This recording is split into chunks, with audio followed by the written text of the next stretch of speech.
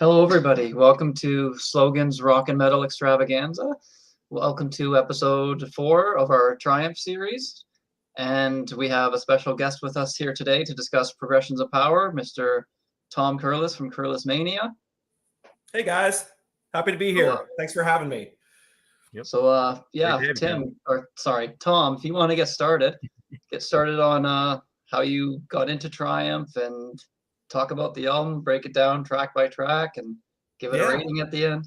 All right, great. No, absolutely. Triumph for me. I think Magic Power was the first thing that I heard, thought it was great. I thought it was a great single, so really, I think Allied Forces was the first album that I really got into. And I really, to this day, I still think it's very strong. I think it's a strong rock. I always call Triumph. It's funny because people, I kind of got tainted by Triumph a little bit by a friend who was like really into Rush, right? And he was always like, oh, Triumph is like Rush light. It's like Rush without the progressive cool stuff, So like right away, and I'm a progressive rock guy, so I got kind of like immediately got sort of tainted by this guy, right? But I loved Magic Power. I thought that was a great track. And then Lay It on the Line, I thought was a good track as well. And I'd heard the singles, right?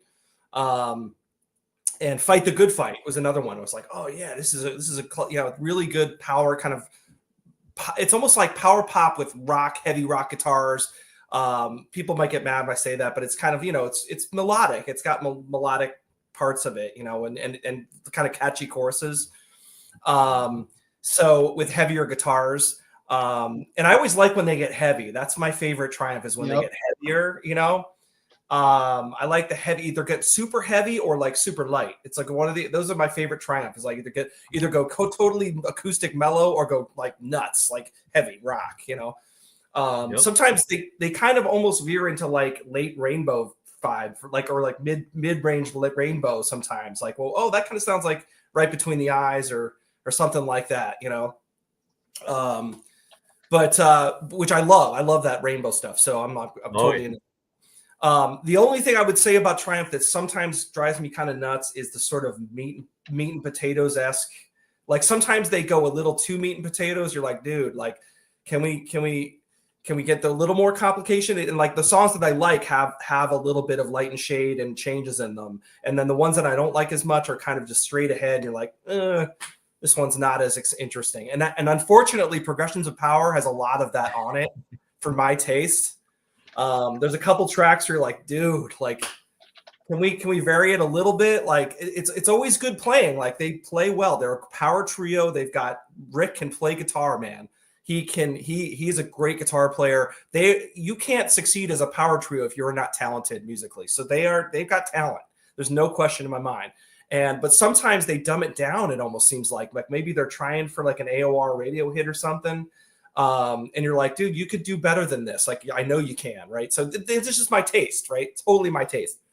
So anyway, people, the true fans, like I just did a recently one on the Stones where I feel like I did Emotional Rescue, and it's kind of between Some Girls and Tattoo You, and it's like people kind of diss on Emotional Rescue, like it's not that good. I think it's pretty damn good, but people don't like it as much because it's sort of sandwiched between two. I feel like this is kind of the same. Progressions of Power is between the Just a Game and Allied Force. It's like it's kind of in between those two, and it's kind of sort of a lost record. Good point, Maybe that's true. I don't know, but I think there are some reasons. I'm going to get into that. So let's dig in. I'm going to start digging into the tracks now. So Live for the Weekend. Not a great, huge, not an awesome start for me. I mean, this is sort of the meat and potatoes generic rocker that kind of don't like as much. And it's, great guitar playing, but it's just pretty basic. And it's the lyrics, some of the lyrics on this record too. I'm like, oh, live for the weekend. Can't wait for the weekend. You're like, oh man, okay. I don't know. We could do a little better than that. And then, but I Can Survive. Let's move on to that. I think that's a great track. I think that's a great single. I think it didn't do as well as they wanted, but it was on the radio. It did pretty well. it's again, this is more like meat and potatoes, but it's good. I think in the I can survive right now. I like the message of it. I can survive just fine. I like that. I'd like this one. And then the other thing, I must be a weekday guy. Yeah, I don't like the weekend. It's funny. Yeah, I guess I like Thursdays better than Saturday. I don't know, but anyway, because I don't live for the week. No, I'm just kidding. So yeah, I Can Survive. I like great track. I think it's straightforward, but it's really well done and a great chorus, sticks in your head. And let's see what else. In the Night, I like the vibe of this one. It's got kind of a moody vibe. You almost like, it's perfect. Like In the Night, it almost feels like a song you'd listen to at like 2 a.m. or something. And I like the idea, and the guitar playing, again, just guitar playing throughout, I'm just going to say is excellent. Like Rick is a great guitar player, and he can make something that's sort of like almost middle of the road, and he can elevate it with his guitar playing. Mm-hmm. So he does that on this record. And this is one of those tracks where he kind of does that. And sometimes he almost gets a little Jimmy Page vibe going on, which I love that. And so in this one, I kind of feel like it almost could be better. Like if they maybe almost like another part of the song, or if they had developed it a little bit more, it may even be better. But this is what I was going to say isn't you guys can educate me on this. So Rick Emmett obviously writes a lot, but so does the drummer, right? Gil? Yeah. Yep. Does he write a lot of the songs on this record? So basically how it mostly worked, whoever is singing for the most part wrote the songs. Okay. There's songs where they all wrote together, but for the majority, if it was Gil singing, there's likely that he wrote it. Okay. Well, we talked about this last week too on Just a Game. Rick has a lot of songs, and Gil doesn't get as much. So right. I think this is kind of him trying to put himself out a little bit more than on the last album. Yeah, you're right. Yeah, Gil has so this is Gil really kind of clawing back, like, hey man, I wanted to have more say in the songwriting. Yeah, they always had that clashing of songwriting. Yeah. The classic, like, two guys in the band that want to have more influence, right? Yep. So, but Nature's, so on to Nature's Child, another meat and potatoes rock. I have my notes say decent riff and played pretty well, but again, not blowing me away on the writing. Nice drums at the end. I like the sequence phase or the phased effect on the drums at the end. That's pretty cool. But not a huge Gil was the George Harrison. That's hilarious. I love it. Anyway, so then on to Woman in Love. This one I'm not that excited about. I hate to say, these guys Triumph fans are going to hate me, but I'm not that into Woman in Love.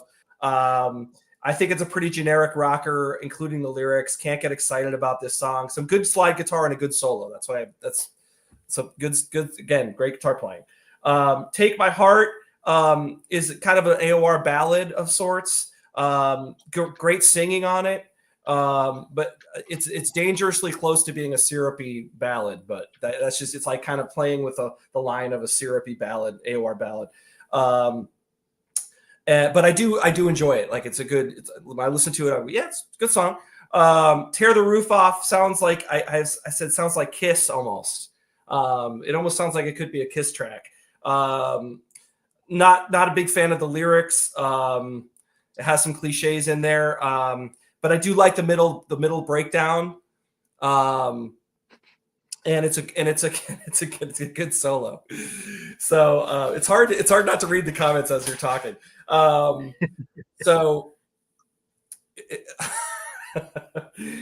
Okay, so finger talking. Oh man, all right. Now here we go. Like this, I love this track. Like this is Rick, right? Just he sounds like Steve Howe on this.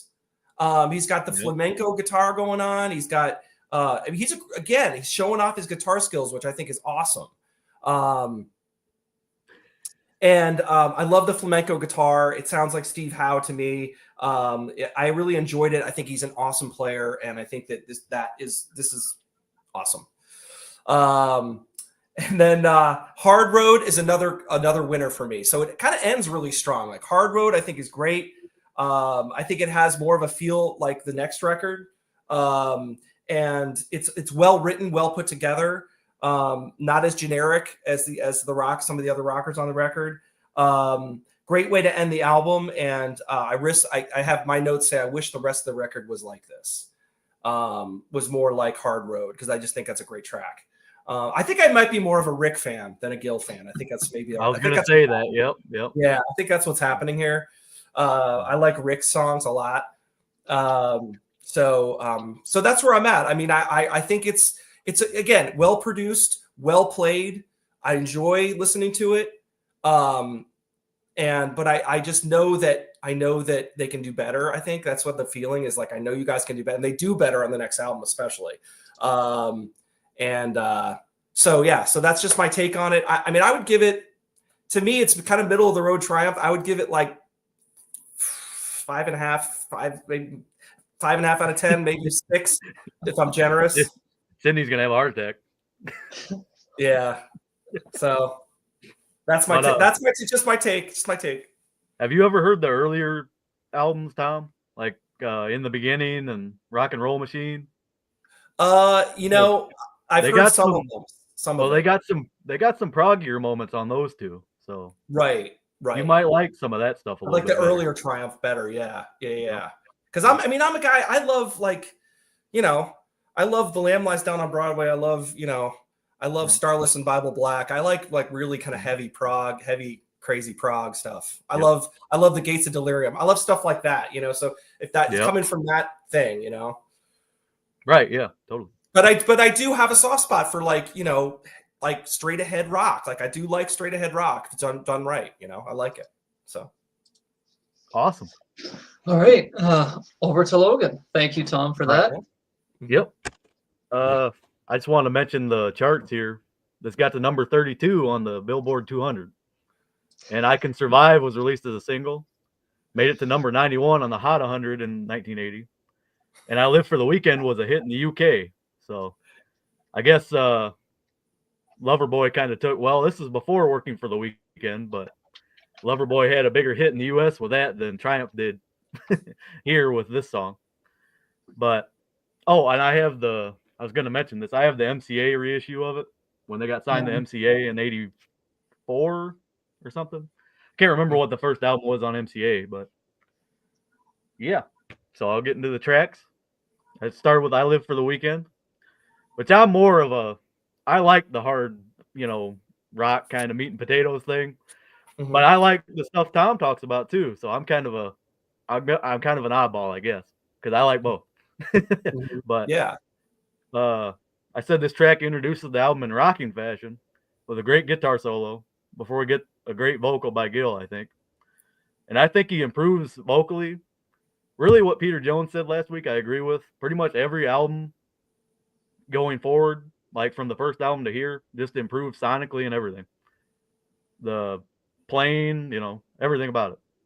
But this song has great qualities of the signature Triumph hard rock sounds, what I said. Energetic tempo, and it's got a bluesy kind of shuffle.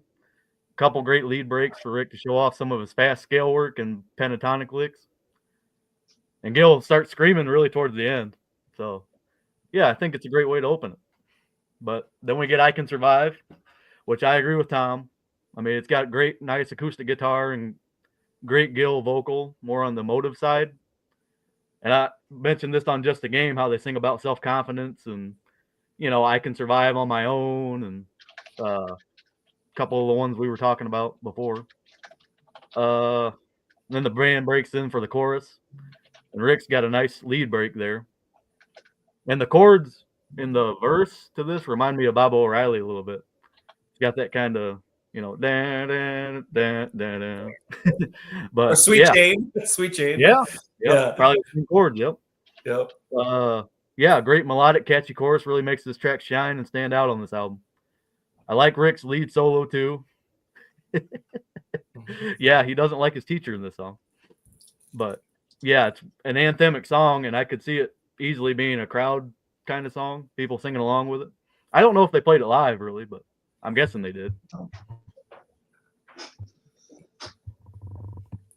But then we get In the Night, which is the third track. And I said, now we finally get to hear some of Rick singing on this album with a track full of dynamic range from the verses to the chorus. I love the differences between the verses and the chorus, and especially the drum fills that Gil does there in the towards one of the verses. Gil really goes off on the fills there, but Rick brings his emotive tone on this song. Great layered vocals too. I don't know if Rick's doing all that or Gil might be joining him, but we get some of Rick's high falsetto singing before the track comes to a close. And I think this is one of Triumph's finest ballads, probably. It's a great standout on this album. It's dramatic, theatric, and still keeping that harder edge of a rock band. That's what I said. Mm-hmm. Then we get to Nature's Child. This track begins with almost, I call it like a funk riff, kind of. Get that kind of feel to it. And then it gets into that heavy crushing riff, which I thought was pretty cool. Then Gil's back on vocals here, bringing his rousing vocal and thunderous drum fills to the song. Get a nice break in the song with Rick doubling up on the main riff of the song before we get into another verse and chorus. I love the vocal. I think Gil and Rick are both singing on this one together. Really pretty cool on the chorus. Then we get the funky part again. Then they go into a faster paced tempo with the pick slide. And if you're listening to this album with headphones on, the slide goes on the left and the right channel. So that's pretty cool. Said awesome tremolo style picking from Rick in this fast and rocking solo before we go back into the main theme of the song.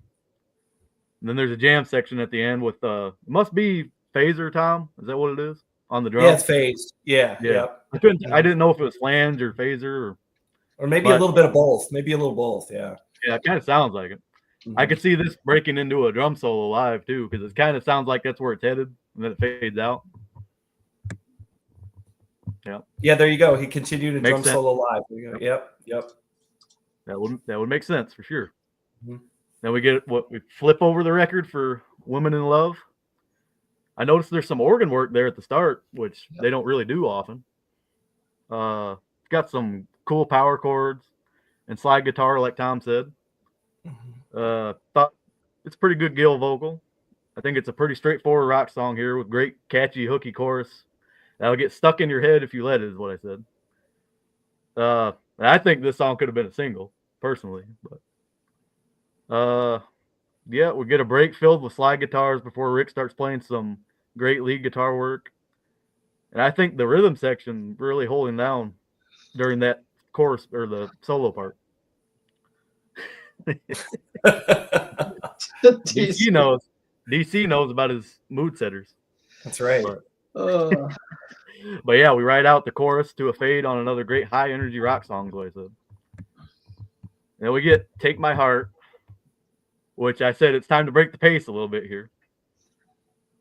Which it's good for what it is. I agree with what Tom said pretty much. It's getting like right on the edge of being pretty syrupy and a little too much high school prom kind of feel in this song. But yeah, it's nice for what it is, but it really sticks out on this album. Kind of like Suitcase Blues on Just a Game kind of sticks out a little bit. Well, I wouldn't say, I mean, if I'm gonna listen to Triumph, I'm not gonna be like, oh, I need to listen to Take My Heart. Right. It's gonna be the song today I'm gonna play. Right. But in the context of the album, I'll listen to it. It's okay. When we get Tear the Roof Off, I said after that excursion, we're back into the rockin' stuff.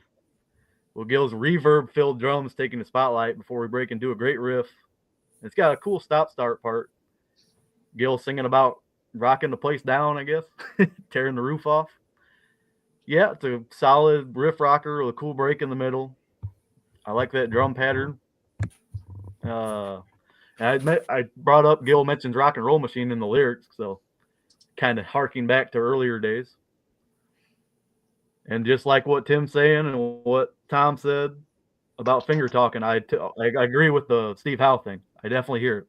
I think I brought that up in one of the last episodes. I said it kind of sounds like Steve Howe, some of his playing. But huge compliment. Oh yeah. Well, Rick, man, he's really underrated when it comes to guitarists. Yeah. Nobody really talks about Rick Emmett. But, there's like some Spanish guitar in the intro.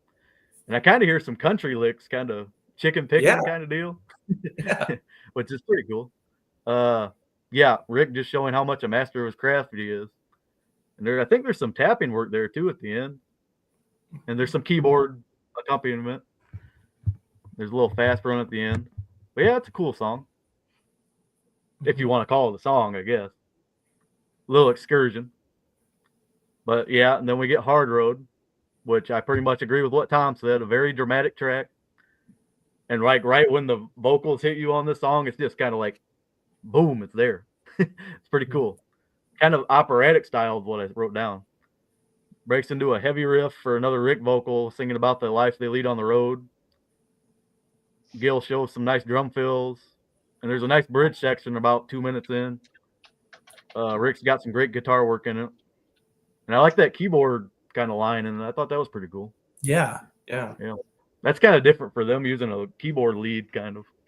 But, yeah. Then there's some acoustic guitar joining in for the solo. I'd say there's a lot of guitar tracks on this song. I couldn't find any information about that, but at the very end of the song, it's got like a acoustic piece comes in to cap this album off. If any song reminds me of their proggier stuff, this would be the one off this album, is what I wrote down. So this is kind of like The City and the Blinding Light Show and stuff like that. But I wrote down Progressions of Power is a step up for Triumph and quality. Every album starting from the debut, like I said at the start, just increasing in things to like for me. The sound of the next couple albums' blueprint is in this album, I think.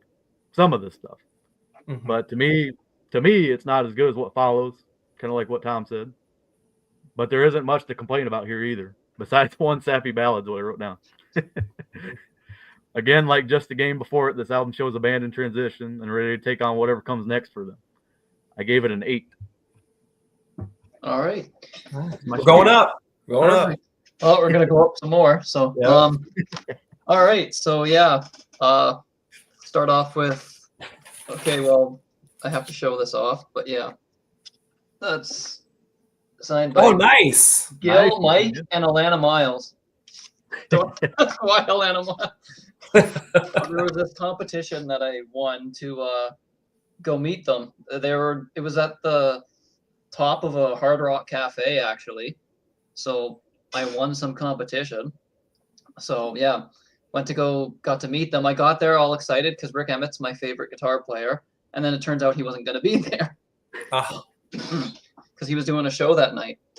But I still got to meet Gil and Mike, and then Alana Miles was in attendance. I didn't realize it was her at first, so I'm in like the lineup to like meet them and like take a picture and sign things, and she starts signing it, and I'm thinking, who is this lady signing my CD? So it was kind of strange, and then I realized, I'm looking at it, wait a second, that says Alana Miles. She like talked to me and my dad for like a good 20 minutes. It was super nice. Even Gil and Mike were very friendly. Rick Emmett sent in like a video saying sorry I couldn't be there. Oh, nice. All right. Yeah, it was a pretty cool, fun experience. Yeah, that was. Were they cool guys? Oh yeah, they were very cool, very easygoing. Yeah, I had to look up at Gil because the guy's gigantic. Yeah. But yeah, anyways, so starts off with "I Live for the Weekend," which I think is just. Did you throw an egg at the video? No, I did not. So "I Live for the Weekend," just great. For me, I love it. It's just a great high energy song. There's like basically solos like throughout the entire song as soon as it starts, and it's just there's solos basically the entire song until like the main solo in the middle that just goes nuts. And yeah, Gil starts screaming his head off at the end. It's just such a good way to start an album, high energy. And then yeah, I Can Survive should have been like a radio hit.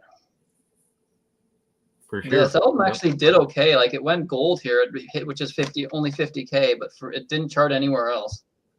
Yeah. It charted in Canada, but nowhere else. But yeah, I Can Survive should have been like a big like radio hit. It has that sound to it. Yeah, totally. No, and they were on MCA, right? Yes. Which is just what do they call it? Musical Cemetery of America. It's like, they were not a great label at the time. Yeah, I don't know what. Yeah. Yeah, that should have been a big song for them. Agreed. It has that. It just sounds like one of those songs that the radio would come on. That's such a radio song, but it's still heavy. It's not like pop. It's anthemic. Totally could have been a hit completely. Yeah. And then In the Night reminds me almost of Young Enough to Cry Part 2, but with Rick singing instead. Mm-hmm. It's just a really good bluesy song, and for a slow, mellow song, he still goes nuts on the guitar. Yeah. He's just wailing away. Like he's such he can play blues, he can play hard rock. He's just so talented, and his voice on it is just amazing. I can't see Gil singing the song. I think it fits Rick's voice way better. Yeah. Which is funny because Rick doesn't really have a bluesy voice, but for whatever reason, he can sing the blues stuff. Mm-hmm. He just pulls it off. He's got such a great range. And then Nature's Child, I love this song. I probably would go as far as saying it's my favorite guitar solo of all time in this song. Wow. And it's interesting. I was researching it a little bit. Dave Mustaine from Megadeth, he had a band before Metallica called Panic, and Nature's Child was one of the songs they used to cover. Oh, wow. So I can sort of hear like the soloing, and I could see Dave doing that kind of thing just because it's so fast. Yeah, I can totally see Dave doing that kind of song early on. Yeah, he said they would pick like obscure covers by bands that they loved from like the 70s, and they would try to pick like the most obscure song by all the bands that they loved and cover those. And then we go to Woman in Love. Again, another song like I Can Survive. These two songs both should have been hits. Yeah, the lyrics are very generic, but it's still musically, it's a great song. It's really catchy. Just great guitar playing throughout. Should have been on the radio as well. This album, I don't think, did anything outside of Canada. Here it did okay, but like after the success of Just a Game, it was kind of a downturn success-wise, but kind of odd. Yeah. That's stacked in between two successful albums. Yeah, like what Tom said. Yeah. And then we get to Take My Heart. I don't even know what to say about that. It's on the album, and it's definitely an outlier. Stands out. Yeah. When I first heard this, I'm thinking, oh great, banger after banger. Then this comes on. I'm like, what? It really stands out. Yeah. He's got a great voice. You can't say his voice sucks on it. He's got a phenomenal voice. He can sing it. But this is like almost an easy listening song. Yeah. Like something you'd hear in an elevator. Like just not even like, I don't know. Not even his great voice can save it for me. So that's the only negative thing I would probably say about this album. Tear the Roof Off is just another high energy song. And with that one, so I haven't really stated this, but for those who don't really know me, I'm a huge hockey fan. Yeah, typical Canadian thing.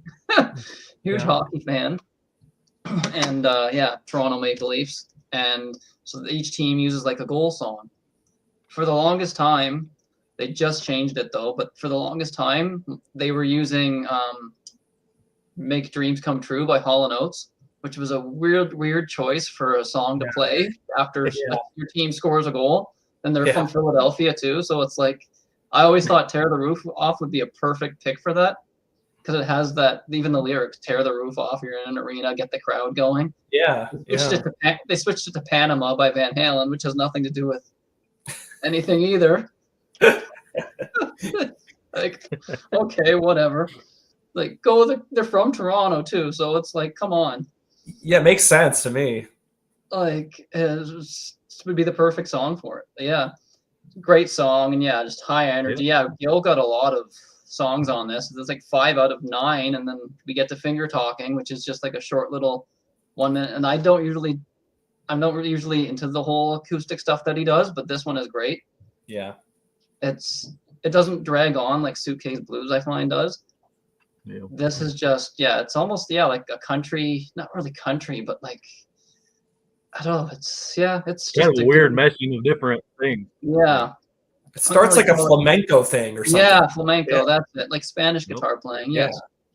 It's something. It sounds almost like an intro to a song, but it's not really because it doesn't go into anything. It just kind of ends.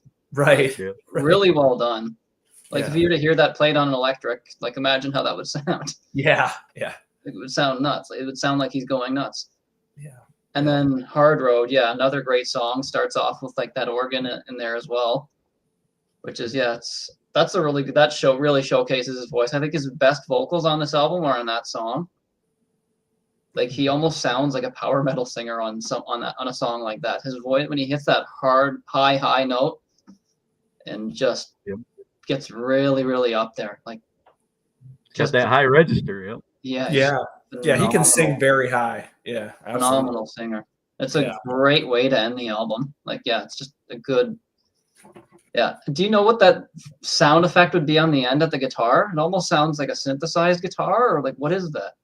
Yeah, it could be a guitar synth. Yeah, that's what it sounds like. But it goes with the song, and it sounds really cool at the very end. Yeah, it does. It does. I love the really neat sound. Yeah, so good. This is actually. Yeah, I'm like. When you talk to Triumph fans, most of them will pick like Allied Forces and all like the big hit albums, right? Mm-hmm. I always gravitated towards like the earlier, heavier stuff. Like my top 3 would be the first and second one, and this would be my third. Okay. So if Take My Heart wasn't on this, to me, it would be a perfect album. So I'd have to go 9.5. Nice. Yeah. So, right. Yeah. Awesome. Yeah. So it was that was quick. Bang that out in half an hour. Wow. Well, I was going to say that they definitely, I always heard that MCA and RCA, those are the 2 labels that like you said, I think I Can Survive could have been such a bigger hit. It could have been a big hit. Like somebody dropped the ball on that for sure. Yeah. Yeah. I don't know what the R stood for. I guess I think that might have been, was that the Canadian label version of MCA or something? Oh, maybe. Yeah. Yeah. I don't know. Yeah. But you said in Canada it did fairly well? Yeah, it did 50,000. Okay. Which is gold. And then I think only Allied Forces only did 50,000 too in Canada. Okay. It didn't do it. Yeah, Allied Forces. Rock and Roll Machine was their biggest album in Canada. Okay. They were bigger earlier on and then got more popular outside of Canada, but their popularity here declined. Wow. And did they play a lot of these songs live? Were these live staples? There's the only songs you'll see them perform live is I Live for the Weekend, Nature's Child was performed, and Tear the Roof Off. I don't think anything else ever got, maybe on the tour, but there's no footage of them from that tour. Okay. It's hard to find, I've never seen any live footage of any of the other songs except for those. I could see like playing Hard Road and in the night might be a little more complicated. In the night would be a good live song, yeah. Problem is they only have the one guitar player, so as talented as Rick is, you can only do so much with some of those songs. Yeah. Like the bass can only carry parts of it so much. Yeah, there's some songs where you need the 2 guitar players at the same time. Like what I was saying with Hard Road, like that middle section, there's got to be a couple different layered guitars. He's overdubbed his guitar over it like multiple times, so you can't produce that sound live. That's the problem. But that's why in the 80s they did end up adding Rick Sanders to the band, and he toured with them, right? So I thought they sounded better live when they added a second guitar player. Yeah, because you could give it that fuller sound and pull off more songs. And they were so good live. They were great. Yeah, they were still good live for a 3-piece. They pulled it off well. Yeah. Yep. Yeah, Power trio, man. Power trio. And he could sing. I mean, Rick can sing, man. Oof. Yep. So we're gonna get to the Triumph trivia portion. Okay. See how close attention people were paying. The question's gonna be, which song did I think would be a good choice for my favorite hockey team to use as their goal song? Anyone in the chat can answer this, and they get to pick. They get to pick the bonus track, or the bonus album for us to discuss after next week's episode. Let's see. Let's see who's gonna get it. Ernesto just got here. Did he? Oh yeah. Sorry guys, I'm late. Yeah, Tim said they were on Attic in Canada. Yes, that's right. Okay. That was Rush's label, right? Weren't they on Attic? I think. Yes, I think so. Yeah. I Will Survive by Gloria Gaynor. No, DC. DC is he's not even the right song. Yeah.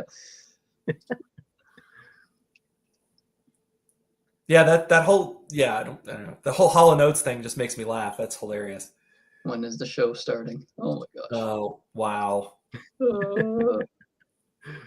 Give you a hint. What's on the top of your house? Come on. Jeff Dennis and Ken White seen Triumph first in 1979. Nice. Oh, nice. Yep. Just a game tour? Yep. Grant Snow.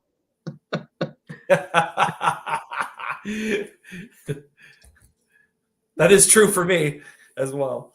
All right, here. Let's see. No one can get that. I'll ask this question instead then. What song did Dave's first band, Dave Mustaine from Megadeth, what Triumph song did his first band Panic cover?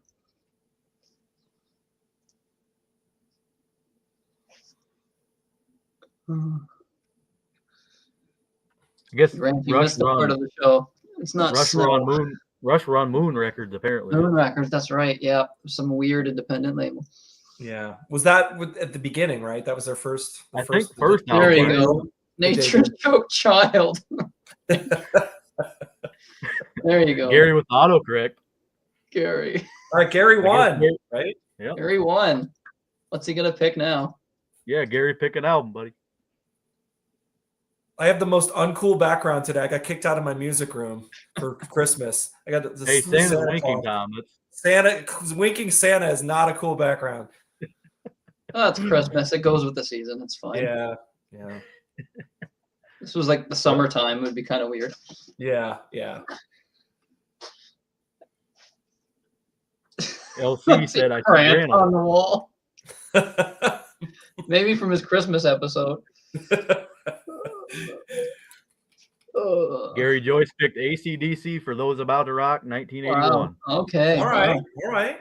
Been a while since I've listened to that. Okay. That'll be a fun one. That's another sort of underrated record. I think it's stronger than people think. Oh, yeah. Yep. Nice. Awesome. For Those About to Rock. Perfect. At least he didn't pick what's that one album? Black Ice. Black Ice. Or Ball Breaker. Ball Breaker. Yeah. Everyone says it's all found for fame, but the later albums really do start to just. It's like okay. Yeah. Recycling the same riffs in every song. Yeah, sort of like what Tim said earlier. Kind of like maybe it's time to stop. It's like, Yep. Well, Sydney, are you ready to go to the next portion of the show? Yep, we're gonna Razamanaz over to Nazareth. All right. Tom, are you gonna stick around or? I'm not gonna stick around. I don't know. I know nothing about Nazareth, so It's gonna sit there. Yeah. I'm gonna. I agree. I don't want to just sit here. Well, I know you want to. Hair of the Dog is the only album I know, and I only know. Yeah, that seems to be the one. Do you want to plug anything for your channel or? Sure. Yeah. I mean, just all I can say is check out Curless Mania when you can. I mean, just do a lot of album battles. The most recent one I did was I just did Steely Dan. I did Asia versus Gaucho was the most recent one. I got another one coming up with Stones battle. I talked about Stones earlier. Stones, I'm doing Emotional Rescue and Undercover.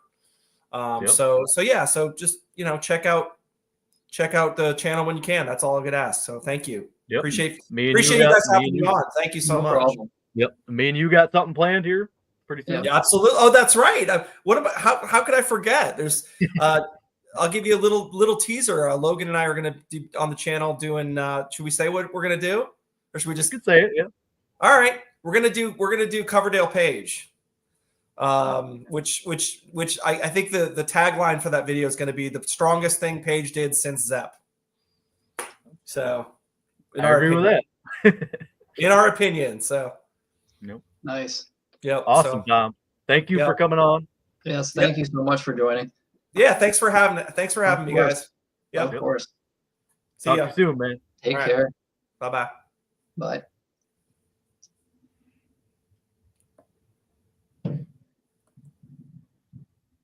And now we get to Nazareth for another special guest.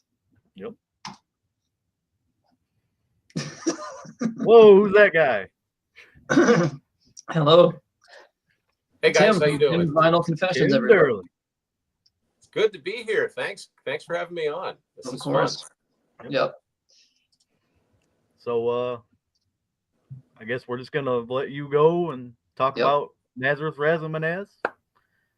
You can. Oh, okay. So Nazareth's never been like a super favorite band of mine, but I've liked them for a long time. And the best way I can describe Nazareth is they're a dependable rock band. You know, you listen to them and you go, man, I forgot how good they were. They're like cornflakes. Taste them again for the first time. But no, I mean, just, good rock and roll, good 70s rock and roll. I mean, even their later stuff, it all sounds very 70s, right?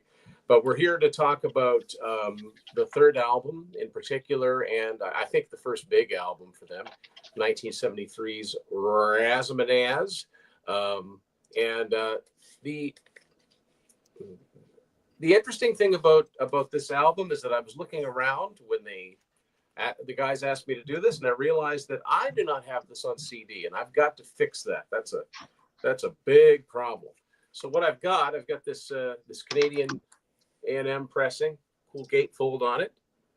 Nazareth were really big in Canada. I mean, from 73 to about 81, they had a ton of gold and platinum albums. Like, percentage-wise, much bigger in Canada than they ever were in the U.S. We just kind of took to them for some reason. I also have this. This is a reissue cassette. Can't hold that up. Wow. So nice. Like this. And of course, Ernesto's here, but I had this out here anyway. Got to show off the 8-track. Now this was a well-loved 8-track where whoever owned this. But what was really interesting about A&M, they really went all out on their 8-tracks because they actually had a back cover, which most 8-tracks didn't. So that's kind of cool. But yeah, Razamanaz, we just gonna do this track by track, or okay? Yep. Well, I mean, of course, it starts off, with a bang with the title song, which for 1973 is pretty fast, and pretty heavy. And Dan McCafferty's vocals will just like peel paint off the walls. I mean, before there was Brian Johnson, there was Dan McCafferty. But he could be melodic too. Like, he had that great raspy voice, but he could sing melodically as well. And there basically wasn't anything no notes the guy couldn't hit. But Razamanaz is just a fun. It's got the drums are really cool in it from Daryl Sweet. It's got, like, in the middle of it, there's a cool kind of a little break, very reminiscent of Rock and Roll by Led Zeppelin. It's kind of made to be a concert opener, which I'm sure it was for many years. So, I mean, that's a classic. That's appeared on a lot of best ofs. Next up is Alcatraz, or as Dan seems to sing it in the lyrics, Alcatraz. He's got a Tweety Bird thing going on. I don't know why, but he's in Alcatraz. But it's a cool song. It's a cool song. It's kind of a story song. Next up is, now I want to make sure I've got this right. This is a cover, I believe. Woody Guthrie, am I right about that? Yeah. Yep. Folk song by Woody Guthrie. Now, Nazareth were notorious for doing all kinds of covers from all kinds of different artists. I mean, one of their biggest hits, This Flight Tonight, that's a Joni Mitchell song. They took and rocked it up. So Vigilante Man is a folk song turned into a hard rock song, and maybe some of Dan's highest singing. I mean, it sounds painful. Sounds like it was hurting him to sing, but it's cool to listen to. Thought I saw an Alcatraz. Yeah, thanks, Kyle. If it's not Scottish, it's crap. I like that. Program one. Well, that's what it says. First side ends with Woke Up This Morning, which is actually a remake of a song, I want to say, from their first album. Now, the first two albums are still, to this day, very rare, the self-titled one and Exercises. This one's on the Greatest Hits album. Basically, this guy's having a bad day, like a really bad day. And I also get a sense that, the narrator in this, I also get a sense he's really hungover. I don't know. I've always got that impression from this song. And side 2 opens up with a really cool song, Night Woman, which kind of has a Bo Diddley beat. Actually kind of reminds me of Thin Lizzy before the vocals come in. I mean, when the vocals come in, it's Nazareth. But the bass from Pete Agnew's kind of got not a phaser, but it's got this Mutron kind of sound on it. If anybody knows, might be flanger, maybe. not a flanger. It's a very distinctive sound. If you think of the beginning of Thin Lizzy's, Waiting for an Alibi. Yes. Yep. If that kind of sounds just like that. Yep. Exactly like that. That's something that S&M is like that too. That awful song, but yeah, that's the kind of bass effect that's on this Night Woman. I really like that.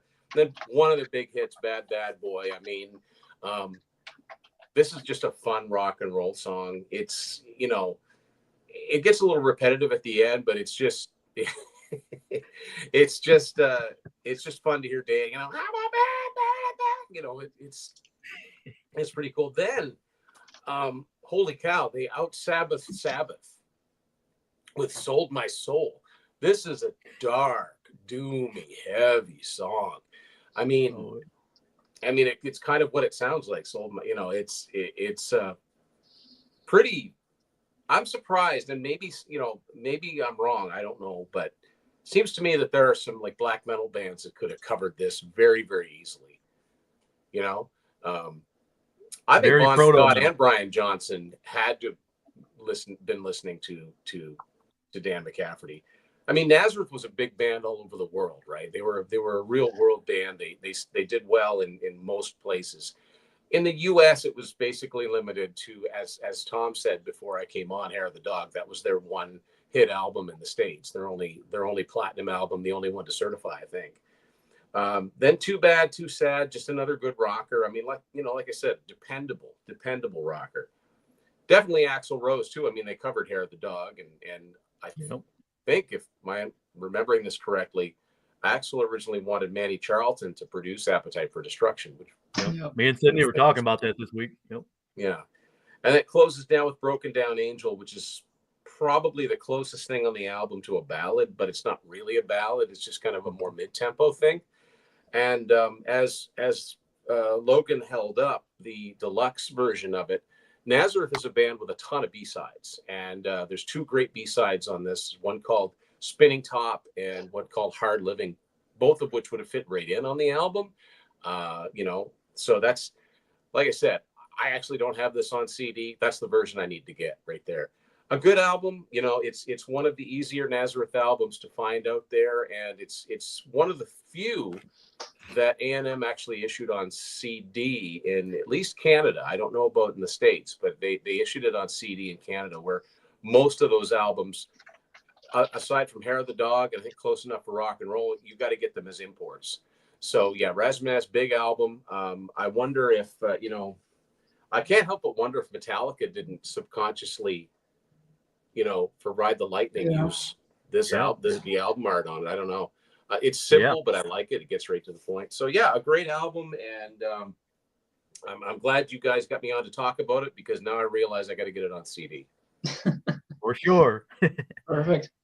How would you rate it out of 10 if you were to? I'd give this a very solid 8.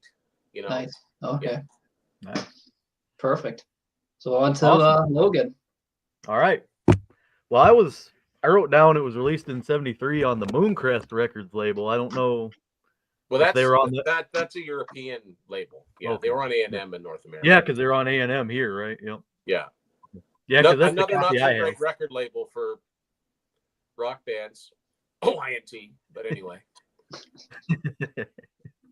Yep. I brought up it's produced by Deep Purple's Roger Glover. Yeah. And it says in the liner notes on the CD that Pete Townshend and Jimmy Page were thought of also to come in and produce, possibly, but they were touring with Deep Purple in '72, so that's how Roger hooked up with them, and he was producing Elf and stuff like that already by then. Yeah, but and I brought up the charts again. It got the highest charting in Finland at number 4, the whole album. It's kind of strange. Canada at 39, and the UK at number 11, and the US at number 157. So then this is also the first record to even chart for these guys. Those first two are still pretty obscure. Yeah. I seen a copy of the first album. I should have picked it up. I haven't picked it up before. I got like Exercises, and that's it. I don't have Exercises on anything. Yeah. Exercises is probably pretty rare, I'd say. And then I brought up this record was also Nazareth's first platinum seller in Canada. The first of 2 for the band in that country, and everything else up to the Full Circle in 1981 going gold there. Which I don't know if you guys know any particular reason why they were so popular in Canada, or because they're from Scotland, right? I don't. Well, I mean, I think they paid attention to the country. They toured here, one end of the country to the other, a lot. Mm-hmm. And that, there are American bands that were platinum sellers in the U.S. that didn't certify at all up here. So when you come up, because they never toured here, when you come up and pay attention to the country, people tend to respond. I mean, they were a big band. I mean, one of Rush's first big Canadian tours was opening for Nazareth. That was a big deal to open for Nazareth.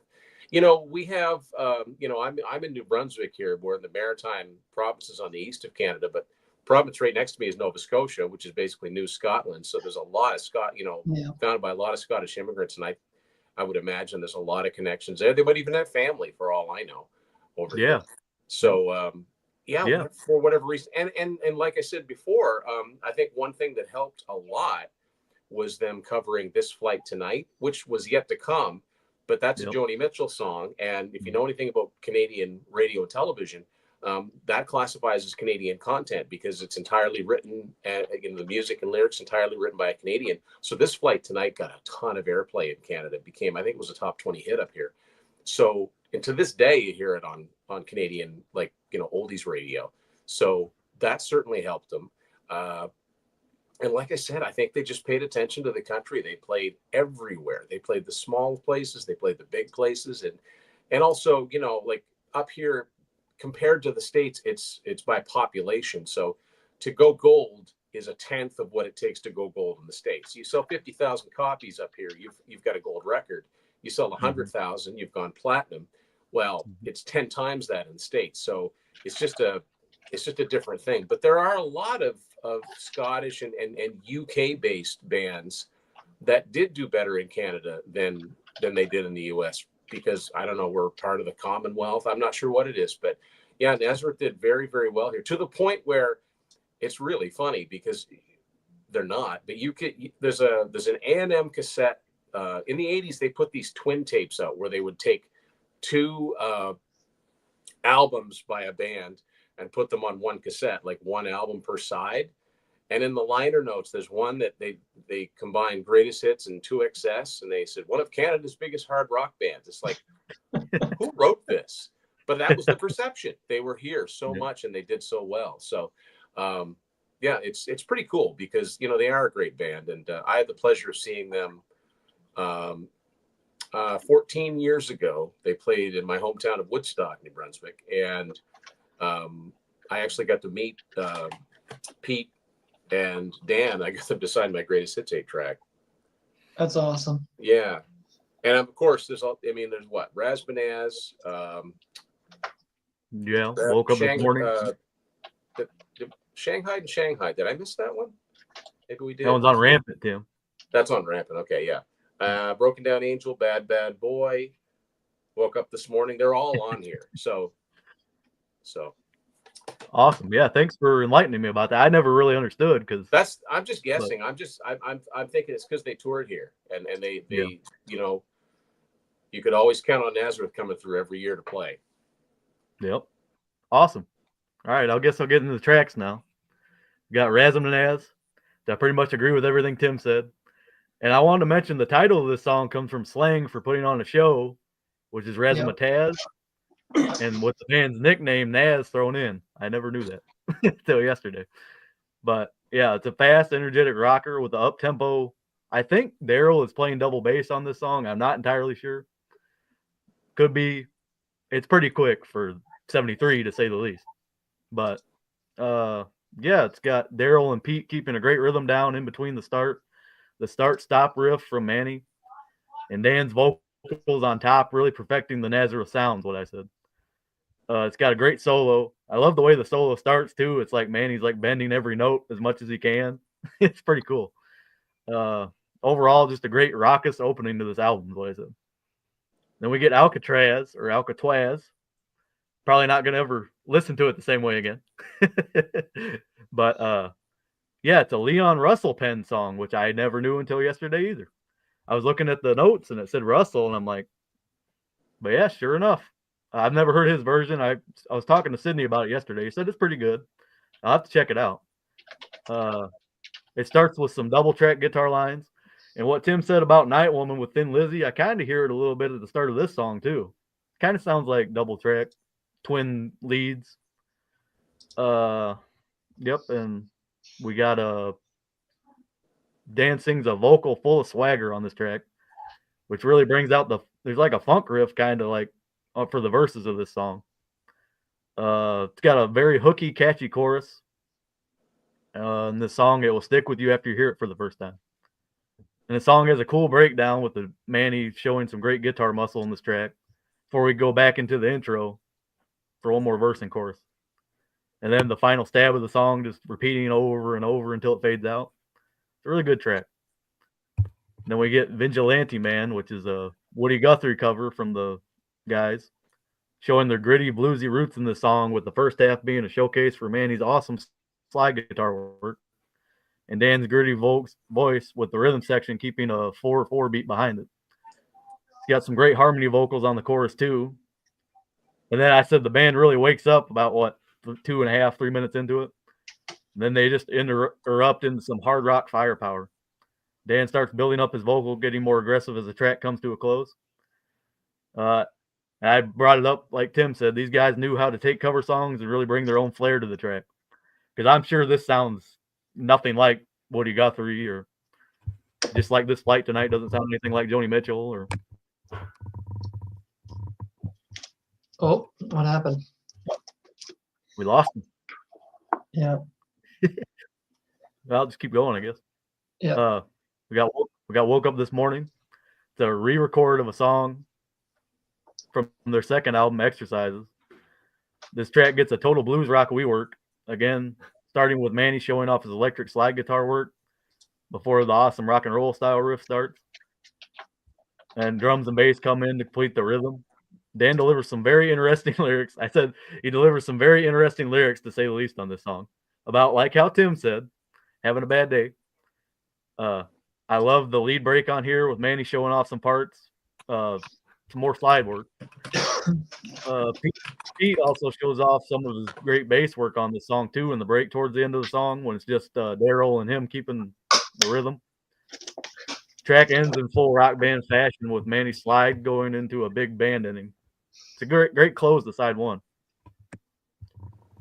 And then we get to Night Woman, which I said it's got like a Bo Diddley style rhythm from Daryl on this track to kick it off before Pete joins in, which I said it was flange bass, but whatever it is, who knows? S&M bass is what I'm going to start calling it now. Before Pete really sets the mood for this track before Manny comes in with some brash hanging guitar chords, and Dan's joined on the song with the band singing harmonies with him. It's a fun track, and I love the chorus of the song when they break out of that rhythm and Daryl starts playing a regular beat. Then the end, they return to that Bo Diddley style rhythm, building in dynamics, getting louder and louder before they stop. Yeah, it's a great track.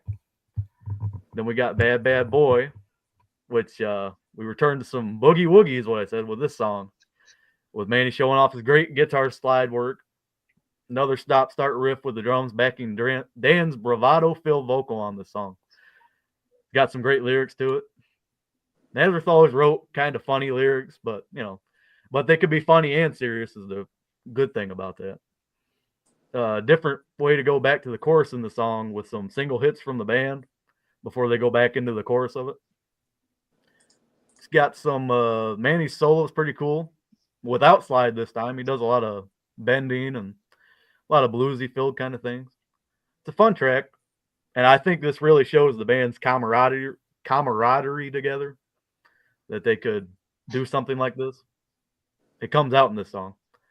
Then we get to Sold My Soul, which, this is one of my favorite Nazareth songs. I love this song. Definitely agree. That doomy Sabbath kind of vibe here. Song I said it has a heavy metal vibe right from the start. Manny's got vibrato filled notes ringing out. with some ominous bass. And then we go into the verse with Dan singing a yearning vocal, kind of like a cry for help's what I wrote down. Then when we get to that cry for desperation, the heavy power chords come in. Then we get a little drum fill, and then that doomy riff comes in.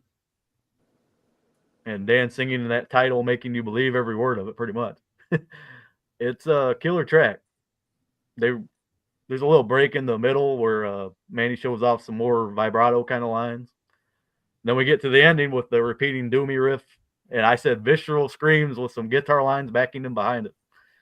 I think it's another one of them proto-metal songs, and for 1973, this is pretty heavy.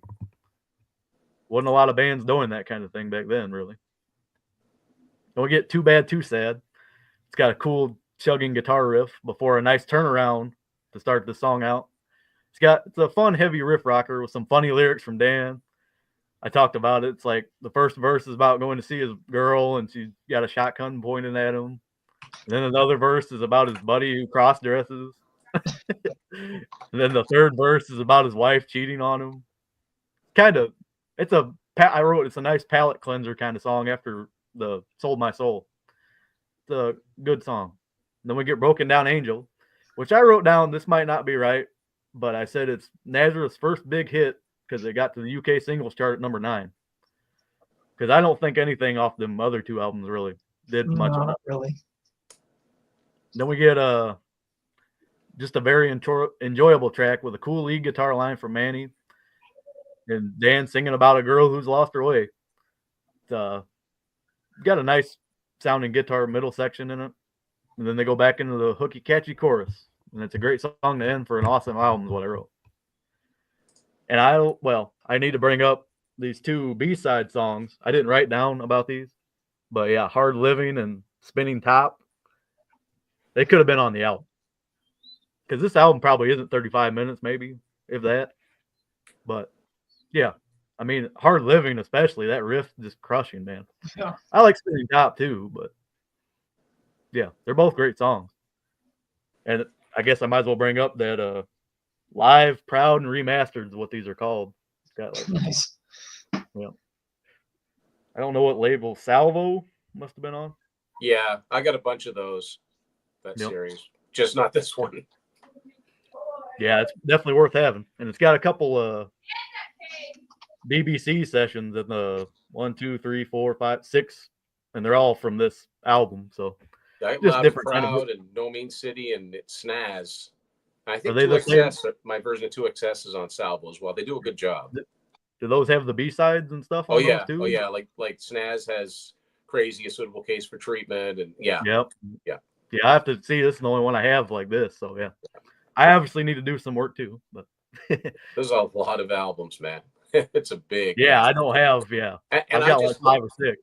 as you were talking, I was just curious. I looked on Discogs, and you can actually get a US A&M CD of the debut, and it's not that expensive. I was surprised that it got issued, but yeah, might have to go there after this.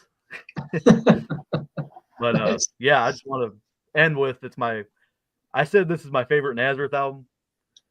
It's either between this and Loud and Proud for me. It's really hard to pick between them 2. they both were. I think they were both recorded almost at the same time. They came out Had one to have after been, the other.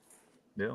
Well, it's just crazy how bands used to do it back in the day. Yeah, I mean, a few times, and they put out 2 albums a year. Yeah, and just road dogs, you know.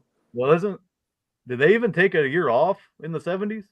There's no Nazareth album from '78, but that's it. Okay.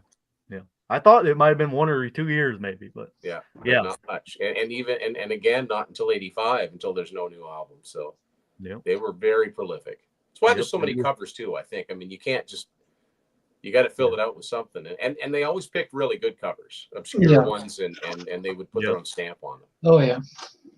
Especially in the 70s. I guess when we get to like Ruby Tuesday on the Cat. Well, yeah, they see Piece of My Heart. Like, yeah, but in the '70s, they, as far as, I think a lot of people, they associate a lot of these songs with Nazareth, like My White Bicycle and ones like that. Yeah. Look at Love Hurts, Tim. I mean, that's. Well, yeah, I mean, that's, it was like, oh, that's Nazareth. Well, yeah, but it's not. Everly Brothers, right? Yeah. Yep. Yeah, I'll just finish out here. I said Dan's one of my favorite singers ever, and his influence on rock is still felt today, with some bands still using his gruff, grit-filled vocal style. This album would also start Nazareth on an amazing streak of albums, I'd say. I'd say from here until the live album, pretty much all worth checking out. Yeah. If you want to hear, if you want to hear where the band really found their sound, I believe it's with this album. Yeah. And I would say Roger Glover probably does have a lot to do with it. I mean, he just knew what to do with these guys. I gave it a perfect 10. So. Wow. Okay. Wow. All right. Great. Now time to hear what you say, man. All right. So yeah, starts off like just thundering with the title track, just good, fast, heavy song. Apparently, Razamanaz and Miss Misery are the exact same chords, but Miss Misery is just slowed down, like half the speed. Oh, I never thought about that until right now. Apparently, it's the same exact chords, just really slowed down. Yeah. Yep. Never thought about that until right now. Yeah. Then Alcatraz, that you wouldn't think that's a cover. You hear that and you just think, oh, it's a Nazareth original song. And I heard the original this morning. It's the guitar, the leads are pretty much the same for the most part, but it just doesn't have that heavy riffing throughout it. It almost has like an Egyptian feel to it, like someone wandering the desert.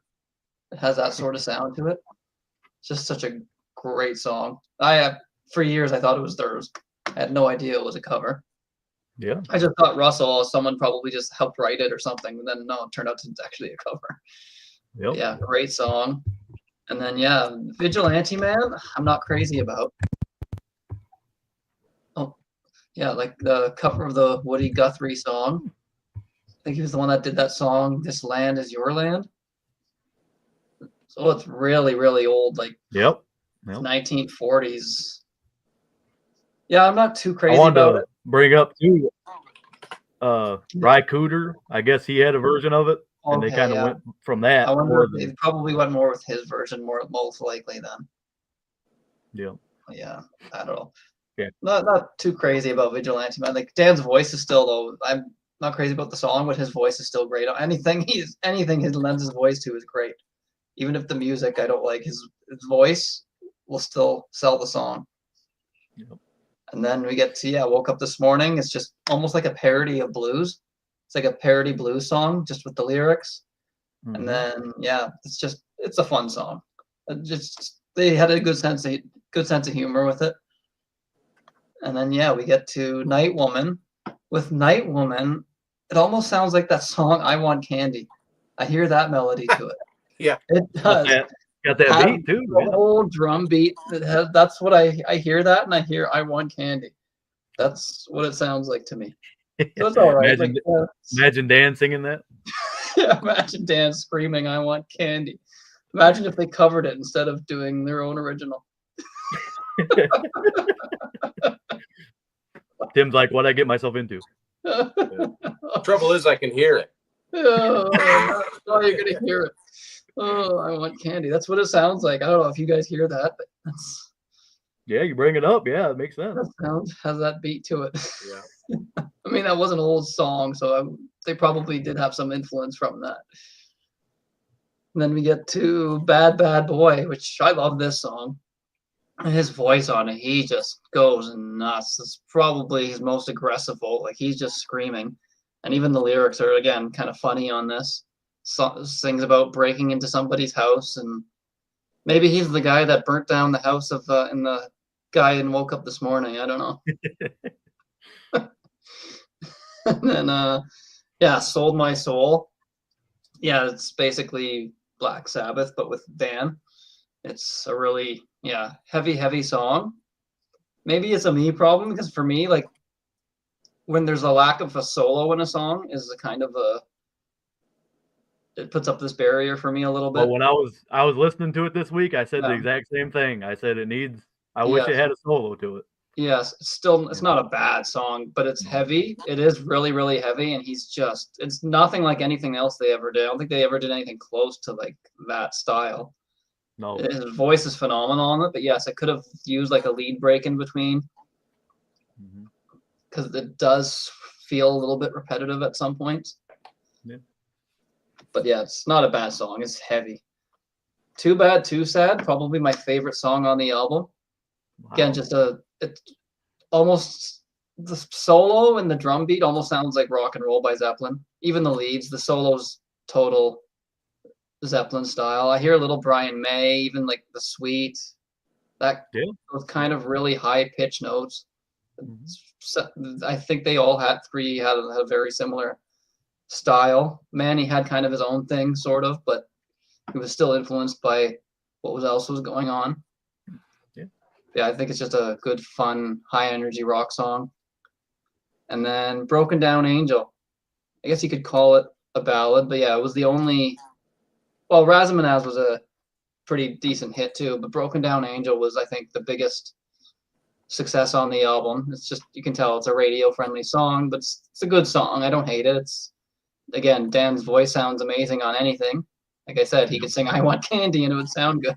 So he just got, such a great singer. And it's a good, like the heavy songs, like the fast, heavy songs I really love. There's some stuff I'm not too crazy about. But the good songs are so good. I'd still probably go 7.5 because there are 3 songs that I'm not too 100% on. Like I love Loud and Proud. For me, Loud and Proud's a 10. So yeah, it's different. It's okay. We all hear these things differently, and it's none of the songs are bad songs. Just some of the stuff is not my. Well, just like people say, I mean, if we all had the same opinion about everything, it'd be pointless to do these shows. Very boring. Yeah. Exactly. But yeah, I agree with what you said. Oh yeah. Yeah, I agree. Yeah, I agree. It's whole an hour of that. Oh yeah, but yeah, it's still this is definitely where they found their sound. It's still a really good album. But when I went back to it, I found myself not as enjoying certain songs as much as I thought I did, but it's still a great classic album. Awesome. Definitely you can't have Nazareth without owning this album. Oh yeah, this is a must. Yeah, oh for sure. Yep. All right, man. So yeah, that was. Let's see. Oh, he forgives me for not giving it a 10. Oh, Tim, do you have anything you want to plug for your channel? Well, yeah, thanks, guys. I mean, I've had my channel for over 10 years, and it's keep pumping out new episodes. I've got my books all through Amazon, and we get merch through TeePublic, and I'm just going to keep doing what I'm doing. But I appreciate the opportunity to come on. This is really fun. It makes me want to go back and listen to some more Nazareth. So I've got to get this CD, but I've got quite a few. But yeah, talk about a massive catalog and pretty much if you're talking about CDs, you're talking about buying them online, because aside from the greatest hits, you never see Nazareth CDs just in stores. Yeah. Oh yeah, I forgot to mention the bonus tracks. I did actually I forgot all about that. Yeah. Oh yeah, I was going to tell you about that. Bonus tracks were really great. I didn't even realize that there was. Logan was mentioning it the other day, asking me if I heard them. I didn't realize that they had. I guess they were supposed to be on the album. I think they released them as singles or B-sides, but yeah. Yep. I think the album wasn't very long, 33, 34 minutes. And even if the label felt that it was too long and you needed to remove songs, I don't know, I wouldn't really remove anything, but I probably would just remove Vigilante Man and Night Woman if they had to, or just add the 2 songs. Yep. Yeah, I think Spinning Top and if those 2 songs were actually on the album, they'd probably be my 2 favorite songs on the album. Yeah, they're not throwaways. They're heavy songs. Like you would think stuff that doesn't make it onto the album is just, I don't know what decision that was. Apparently they were both B-sides to the UK single of Bad Bad Boy. So if you bought that single, you got 2 extra songs. So that's pretty cool. Yes. Yeah. You got some of the single sleeves from different countries. Nice. Yeah. But yeah, there's some great pictures in here. I mean, look at that. Come on. It's got Hard Living and Spinning Top on it together there. Yeah, that's pretty cool. Yeah. I guess that's what the single looked like. If you were to have the vinyl, it would look like that. Yeah. Hard Living's. That's got to be hard to find. Yeah, I got this online a couple years back. Yeah. Yeah, if you're ready to wrap her up, man. Yep. So yeah, I'd like to thank Tim for coming on, and Tom, of course, earlier. Yep. And you can see both their channels. It's at the bottom of my homepage, and I've got all the guests' their channels at the featured channel section on the homepage, so you can check those out if you want. And yeah, subscribe to their channels as well. Yep. Yeah, like this video, subscribe if you'd like, and yeah, thanks everybody for watching. It was fun. So yeah, next week we'll be getting into Allied forces, and for those about to rock after that. Yep. So that should be fun. And yep, everybody, thanks for watching, and we'll see you later. See you guys.